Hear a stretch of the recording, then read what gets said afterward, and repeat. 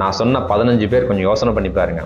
எல்லாருமே சாதனையாளர்கள், வரலாற்றில் இடம் பிடிச்சிருக்காங்க. காரணம் என்னன்னா, அனுபவத்தை வெற்றியாக மாற்றக்கூடிய சக்தி அவங்க செயல்படுத்தினாங்க. ஒவ்வொரு முறை ஒரு வேலை செய்கிறீங்க, ஒரு இழப்பு ஏற்படுது, ஒரு பிஸ்னஸ் செய்கிறீங்க, ஒரு லாஸ் ஆகுது, ஒரு உறவு முறையில் ஒரு பிரச்சனை வருது, ஒருத்தன் பணம் கொடுத்து ஏமாற்றிட்டான், ஒரு நம்பிக்கை துரோகம், ஒரு படிப்பு நீங்கள் நினைக்கிறீங்க படிக்க முடியல, இந்த மாதிரி இழப்புகள் உங்கள் வாழ்க்கையில் எல்லாருக்குமே ஏற்படும். இத்தனையும் பார்த்துட்டு தாங்க ஜெயிக்கிறாங்க.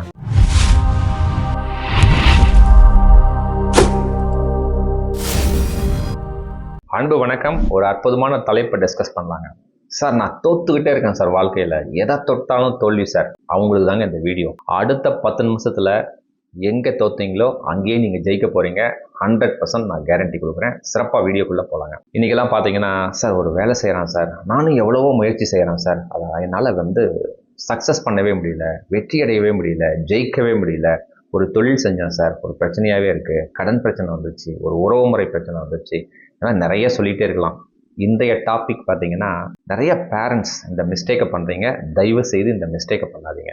என் குழந்தை 10th இவ்வளோ மார்க் வாங்கணும், இந்த குரூப் தான் படிக்கணும், +2 எவ்வளோ மார்க் வாங்கணும், இந்த கோர்ஸ் படிக்கணும், இந்த வேலைக்கு போகணும் அப்படின்னு சொல்லிட்டு ஃபோர்ஸ் பண்ணுறீங்க. புரியுதுங்களா? ஃபோர்ஸ் பண்ணிட்டு தோத்தவங்களுக்கு தான் இந்த வீடியோ. புரியுதுங்களா? ஒரு காம்படிஷன் எக்ஸாம் இருக்கணும், இந்த எக்ஸாம் எழுதினா தான் சார் எனக்கு கவர்மெண்ட் வேலை கிடைக்கும், இந்த எக்ஸாம் எழுதினா தான் சார் நான் பாஸ் ஆக முடியும், எனக்கு ஒரு வேலை கிடைக்கும், எனக்கு கிடைக்கல சார், நான் என்ன செய்யறதுன்னே தெரியல அப்படின்னு சொல்லி மனசு ஒடிஞ்சு போறீங்கல்ல, அவங்களுக்கு தான் இந்த வீடியோ. இந்த அடுத்த 10 நிமிஷத்துல இந்த வீடியோ பார்த்து புரிஞ்சு நீங்க செயல்பட்டா 100% சாதனையாளர்கள், வெற்றியாளர்கள் நீங்க தான் அப்படிங்கிறது நான் கேரண்டி தரேன். சிறப்பாக ஸ்டெப் பை ஸ்டெப்பாக வீடியோக்குள்ளே போகலாங்க. நிறைய பேர் நான் பார்க்குறேங்க, ஒரு இலக்கு வச்சுட்டு என் பொண்ணை இதில் தான், இந்த காலேஜில் தான் சேர்த்தணும், இவ்வளோ மார்க் வாங்கணும் அப்படின்னு சொல்லிட்டு ஃபோர்ஸ் பண்ணிவிட்டு கடைசியில் அது கிடைக்காது. ஒரு வேலையாக இருக்கட்டும், ஒரு தொழிலாக இருக்கட்டும், அது கிடைக்கலங்கும் போது வாழ்க்கை முழுவதும் தோல்வி முகத்திலே இருக்கிறீங்க. அதுலேருந்து அவங்க வெளியில் வரதே இல்லை. ஸோ அந்த மாதிரி இருக்கிறவங்களுக்கு இந்த வீடியோவில் ஒரு சூப்பரான ஒரு சொல்யூஷன் ப்ளஸ் என்னோட ப்ராக்டிக்கல் எக்ஸ்பீரியன்ஸ் ப்ளஸ் நம்ம வாழ்க்கையில் கடந்து வந்த நபர்கள் அத்தனையும் பார்க்கலாங்க. ஒரு சின்ன கதை பார்த்துடலாங்க. ஒரு நபர் இருக்காரு. அந்த நபர் பார்த்தீங்கன்னா தெய்வ வழிபாடு ரொம்ப அதிகம், ரொம்ப உண்மையானவர், எல்லாருக்குமே உதவி செய்யணுங்கிற மனப்பான்மை, மனசால கூட யாருக்கும் துரோகம் பண்ணணுங்கிற எண்ணமே கிடையாது. பார்த்தீங்கன்னா வேலை விஷயத்தில் கரெக்டாக அமையல, தொழில் விஷயத்தில் கரெக்டாக அமையல, உறவு முறை விஷயத்தில் கரெக்டாக அமையல. கடைசியில் ஒரு காலகட்டத்தில் இறந்துடுறாரு. உடனே தேவலோகம் போகிறாரு. அங்கே போனவொன்னே இறைவன் கிட்ட கேட்குறாரு, இறைவா, நான் உனக்கு எத்தனை பூஜை பண்ணேன், எத்தனை கோயிலுக்கு வந்தேன், எவ்வளோ ப்ரேயர் பண்ணேன், ஏன் எனக்கு துன்பமான காலத்தில் கொஞ்சம் கூட நீ உதவி செய்யவே இல்லை, உனக்கு மனசாட்சியே இல்லையா அப்படின்னு சொல்லி அந்த நபர் அந்த இறைவன் கிட்ட கேட்கிறார். இறைவனுங்கிறது கடவுள்னு சொல்லலாம், இல்லை நமக்கு மேலே ஒரு சக்தி கிட்ட கேட்குறாரு. உடனே அந்த இறைவன் சொல்கிறாரு, அந்த கடவுள் சொல்கிறாரு, அப்பா, ஒவ்வொரு சூழ்நிலையும் நான் உனக்கு உதவிட்டே தான் இருந்தேன், எதையுமே நீ பயன்படுத்தலையப்பா அப்படின்னு சொல்லி இந்த கதை முடியுது. இந்த கதையில் என்ன அர்த்தம் கொஞ்சம் யோசனை பண்ணி வைங்க. இந்த கதையினுடைய முடிவை கன்க்ளூஷன் பார்ட்டில் சொல்கிறேன், அப்போ தான் உங்களுக்கு புரியும். ஓகேங்களா? ஸோ அந்த நபர் அப்படியே ஸ்டன் ஆகிட்டார். என்னடா ஒவ்வொரு டைமும் எனக்கு இறைவன் உதவுனாருன்னு சொன்னார், உதவி இருந்தால் நான் வாழ்க்கையில் நல்லா இருப்பேனே, கஷ்டத்தை மட்டும்தானே பார்த்தேன் அப்படின்னு சொல்கிறாரு. அப்போ தான் அந்த இறைவன் சொல்கிறாரு, ஒவ்வொரு சூழ்நிலையும் ஒவ்வொரு இழப்புலையும் நான் உனக்கு நல்லது செஞ்சுக்கிட்டே தான் இருந்தேன், நீ தாண்டா பயன்படுத்திக்கல அப்படின்னு சொல்லி தான் அந்த கதை முடிஞ்சுது. சரி, இப்போ வீடியோக்குள்ளே வருவோம். கன்க்ளூஷன் பார்ட்டில் இந்த கதைக்கு என்ன சொல்யூஷனுங்கிறத நான் சொல்கிறேன்.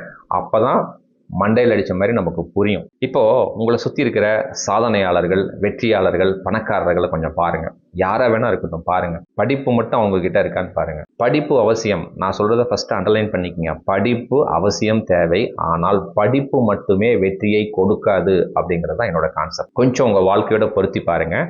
ஒரு எக்ஸாம்பிள் சொல்கிறேன், அப்போவாது புரியுதான்னு பார்க்கலாம். ஒரு 10 பேர், முடிஞ்சால் ஒரு 15 பேரை நான் சொல்கிறேங்க. ஃபர்ஸ்ட் நபர் தாமஸ் ஆல்வா எடிசன். எத்தனை பேருக்கு தெரியுங்க? இன்னைக்கு நம்ம பயன்படுத்திட்டு இருக்கிற பாதி பொருட்கள் அவர் கண்டுபிடிச்ச பொருட்கள் தான். ஸ்கூல் லைஃப் கூட அவர் படிக்கலைங்க. ஸ்கூலில் இந்த பையன் ஃபிட் இல்லை அப்படின்னு சொல்லி ஸ்கூல் லைஃப்ல இருந்து அவர் தள்ளப்பட்டவர். 1000க்கும் மேற்பட்ட கண்டுபிடிப்புகளை கண்டுபிடிச்சவர் தாமஸ் ஆல்வா எடிசன். படிப்பா அவருக்கு உதவிச்சு. அப்போ ஏதோ ஒன்று அவருக்கு உதவி இருக்குல்ல, அது என்ன? யோசனை பண்ணிக்கிட்டே இருங்க, முடிவில் நீங்கள் தான் விடை சொல்லணும். 2வது சச்சின் டெண்டுல்கர். 10th ஃபெயிலுங்க. கிரிக்கெட்டின் தந்தை, கிரிக்கெட் ஜாம்புவான். அவர்கிட்ட இல்லாத புகழோ அவார்டோ பணமோ நம்மக்கிட்ட இல்லை. எப்படிங்க சாத்தியம்? 10th ஃபெயிலுங்க. புரியுதுங்களா?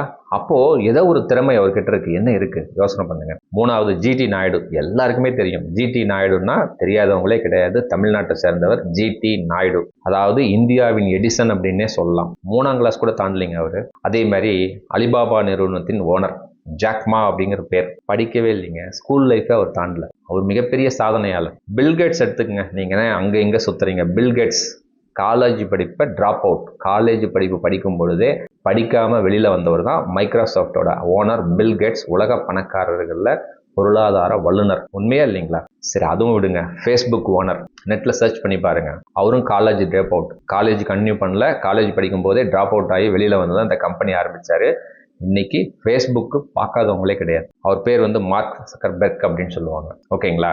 சரி சார், ஏதோ புதுசாக பேர் சொல்கிறீங்களே, நம்ம ஆளுங்களை கொஞ்சம் சொல்லுங்கன்னு சொல்கிறீங்க. காமராஜர், இதை விட வேற என்னங்க உதாரணம் வேணும்? படிப்பு இல்லைங்க அவருக்கு, ஆனால் கல்வி கண் திறந்த காமராஜர் அப்படிங்கிற பெயர் அவருக்கு இருக்குது. காமராஜர் என்ன படிப்பு இருக்காரா? அப்போ என்னமோ ஒன்று அவர்கிட்ட சக்தி இருக்கு. எப்படி ஜெயிச்சாரு, எப்படி சாதனையாளர் ஆனாரு, இன்னைக்கு வரைக்கும் காமராஜரை நம்ம பேசிட்டு இருக்கோம். அரசியல் ஆகட்டும், பொதுத்தளத்தில் ஆகட்டும், இன்னைக்கு வரைக்கும் நம்ம பேசிட்டு இருக்கோம். காரணம் என்ன? படிப்பு அவருக்கு உதவிச்சு இல்லை.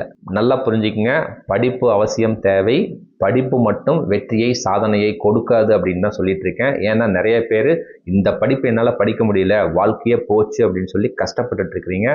வாழ்நாள் முழுவதும் அப்படியே இருக்கிறீங்க. அந்த மாதிரி இருக்காதீங்க. படிப்பு மட்டுமே வெற்றியை கொடுக்காது. படிப்பு வேணும், ஆனால் படிப்பு மட்டும் சாதனையாளர் ஆக்காதுங்கிறதுக்காக தான் இத்தனை உதாரணம் சொல்லிட்டு இருக்கேன். சரி, ஏஆர் ரகுமான் எடுத்துக்கங்க. எல்லாருக்கும் தெரியும், இசை புயல், மிகப்பெரிய அவார்ட்லாம் வாங்கியிருக்காரு. பாதியில தாங்க படிப்பை நிறுத்திட்டு வந்தாரு. இதுதான் உண்மை. சரி, இன்னொருத்தர் சொல்றேங்க, மாப்போசி. எத்தனை பேருக்கு தெரியுங்க? மாப்போ சிவஞானம். நான் கூட நினைச்சிட்டு இருந்தேன் அவர் மிகப்பெரிய நிறைய கல்வி படிச்சிருப்பாரு, இலக்கியவாதி, பெரிய ஆசிரியர் அப்படின்லாம் நினைச்சிட்டு இருந்தேன். அப்புறம் தான் அவர் பயோடேட்டா படிக்கும் பொழுது தான் தெரியுது, 3ஆம் கிளாஸ் தாண்டல. தமிழ் அறிஞருங்க. மாப்போ சிவஞானம். எப்படி? சரி, கண்ணதாசன் 8வது தாங்க படிச்சிருக்காரு. கவியரசுங்கிற பட்டத்தை விட்டுருக்காரு. அவரு சாதனையெல்லாம் நம்ம செய்ய முடியுமா? புரியுதுங்களா? இன்னும் ஒரு உதாரணம் சொல்றேங்க, உங்களுக்கு எல்லாருக்குமே தெரியும். கலைஞர் கருணாநிதி பள்ளி படிப்பை முடிக்கல, எழுத்தாளர், பேச்சாளர், 5 முறை முதலமைச்சராக இருந்திருக்கிறாரு. இதை விட என்னங்க வேணும்? இப்போ புரியுதுங்களா? படிப்பு அவசியம், ஆனால் படிப்பை தவிர இன்னொன்று ஏதோ ஒரு கேரக்டரிஸ்டிக்ஸ் இருக்கு. அதனால தான் அவங்கெல்லாம் வெற்றியாளராக இருக்காங்க. அவங்க யாருமே ஐயோ நான் படிக்கலையே, என்கிட்ட அது இல்லையே இது இல்லையேன்னு யாருமே வருத்தப்படல. இருந்தாலும் அவங்க ஜெயிச்சிருக்காங்க. இப்போ புரியுதுங்களா? இன்னும் சொல்ல போனாங்க, சூப்பர் ஸ்டார் ரஜினிகாந்த். அவர் என்ன MPBS படிச்சிருக்கிறாரா, MD படிச்சிருக்கிறாரா, டாக்டரேட் படிச்சிருக்காரா?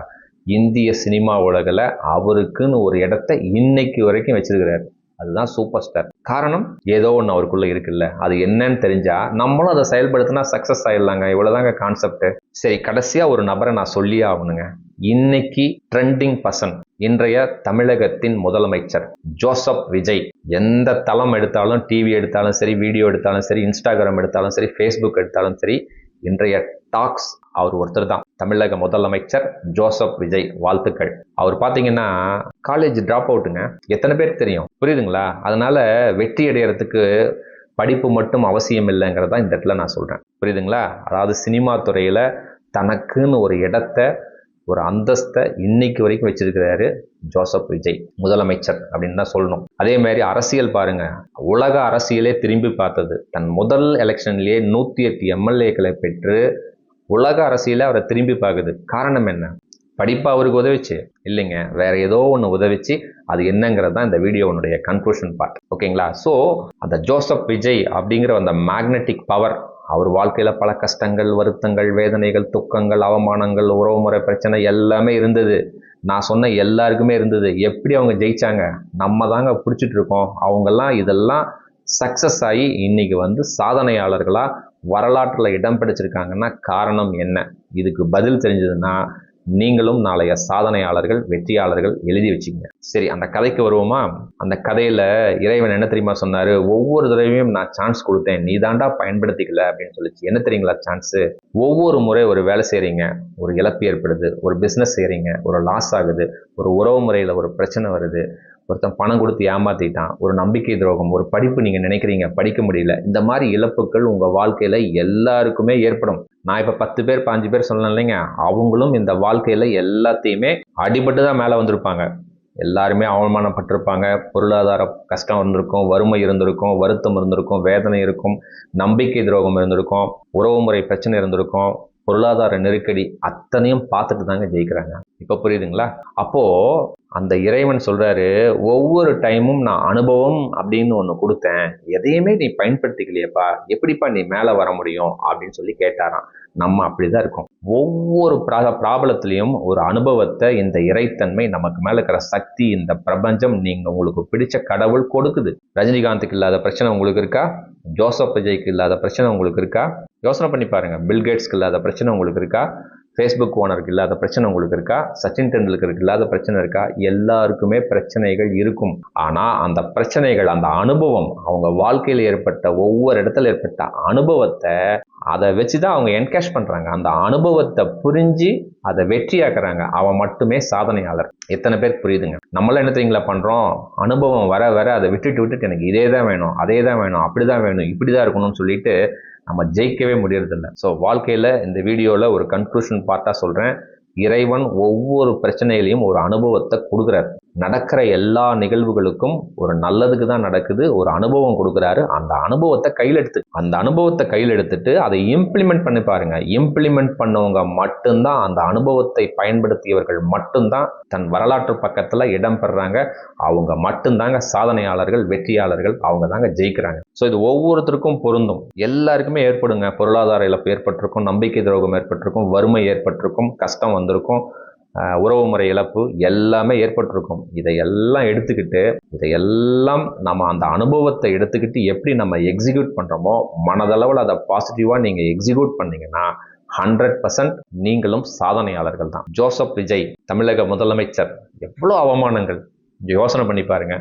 யாராவது சொன்னாங்களா ஒரு இடத்துல ஜெயிப்பீங்க, 10 இடத்துல ஜெயிப்பீங்க? ஒருத்தர் சொன்னார் 10 சீட்டுக்கு மேலே அவர் வந்தால் நான் அரசியலாக பேச மாட்டேன் அப்படின்னு நிறைய பேர் சொன்னாங்க. ஒரு சில கட்சிகள்லாம் சொன்னது, அவரெல்லாம் நான் கன்சிடர் பண்ணவே மாட்டேங்க, அவரெல்லாம் அந்த ரேஸ்லேயே இல்லைங்க சொன்னாங்களா இல்லையா?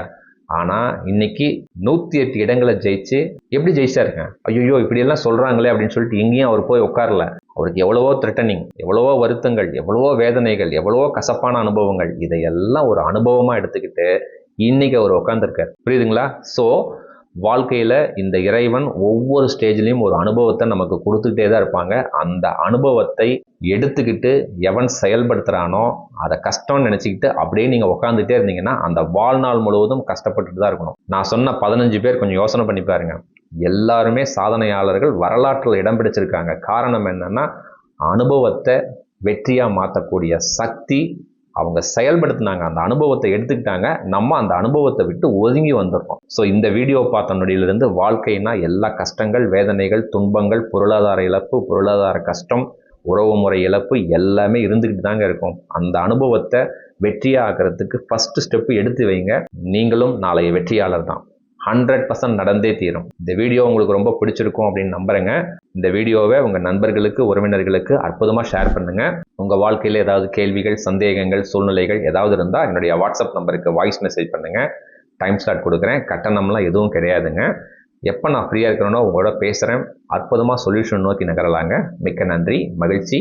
அடுத்த வீடியோவில் இன்னும் ஒரு சூப்பரான தலைப்பில் நிறைவாக சந்திக்கலாங்க. மிக்க நன்றி, மகிழ்ச்சி.